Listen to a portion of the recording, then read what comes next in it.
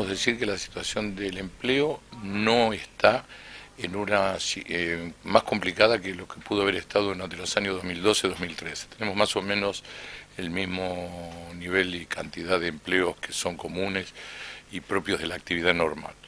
Sí se da una situación de crispación y de compromiso con la industria automotriz, cosa que es de público y notorio conocimiento, es decir, ha habido una importante reducción en las ventas, eso ha impactado en las terminales a su vez reflejan ese impacto sobre las autopartistas, no así sobre las concesionarias, y les voy a explicar por qué. Yo creo que la crisis de la industria automotriz o la problemática de la industria automotriz que obedece a una reducción en las ventas tiene múltiples causas. La primera y principal es la reducción de las importaciones desde Brasil, que obviamente impactan mucho. Por otro lado, por cuestiones de una relación de tipo cambiario, durante el año 2012-2013 se sobrevendieron gran cantidad de unidades por un precio favorable y muchos incluso anticiparon el cambio de sus vehículos por la coyuntura. Obviamente que ese anticipo en el cambio de los vehículos, que generó una disparada en la producción de vehículos anual, repercute negativamente en los 2 o 3 años siguientes, porque el que lo cambió en el 2013 no lo va a cambiar en el 2014. Y eso impacta sobre la industria automotriz y también sobre las autopartistas. No así sobre las concesionarias. La situación en las concesionarias está manteniendo el nivel de trabajo, seguramente que hasta el 2015, sin ninguna duda, y esperemos que se revierta la situación de reducción de ventas. En lo que hace a los vendedores, gran parte de su remuneración va vinculada a la comisión, con lo cual si no se vende no la cobran.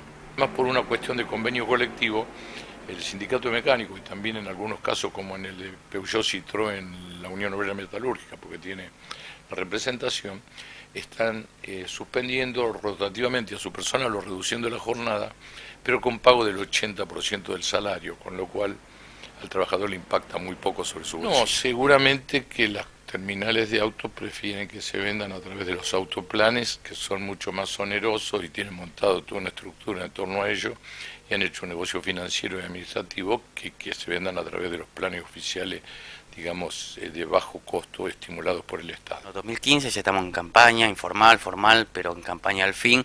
Yo sé que está con las mesas sindicales de Scioli 2015. ¿Cómo es el trabajo de esto? ¿Cómo se articula? ¿Qué apuntan dentro de este panorama?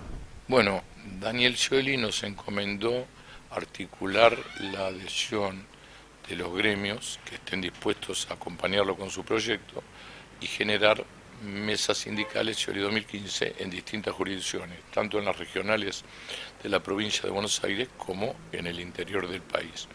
En ese sentido estamos trabajando con muy buena recepción, incluso las mesas sindicales que ya hemos inaugurado o habilitado atraviesan transversalmente a todo el espectro del movimiento obrero, es decir, si vos tomás la correlación de los alineamientos que se dan en el orden nacional con la CGT que encabeza Moyano, con la que dirige la UOM, con Caló, la de Luis Barrio Nuevo, incluso algunas centrales, la de Yasky, de la CTA y también la de Micheli, y vos no te vas a encontrar con que en los grupos Scioli 2015, grupos sindicales Scioli 2015, hay gremios que pertenecen a varias, por eso digo que lo atraviesa transversalmente, no se da un correlato entre los alineamientos de las mesas sindicales Scioli 2015 y las centrales obreras nacionales. Nosotros lo que venimos propiciando por expresa indicación del gobernador es que estamos impulsando una idea de unidad del movimiento obrero con visión de futuro.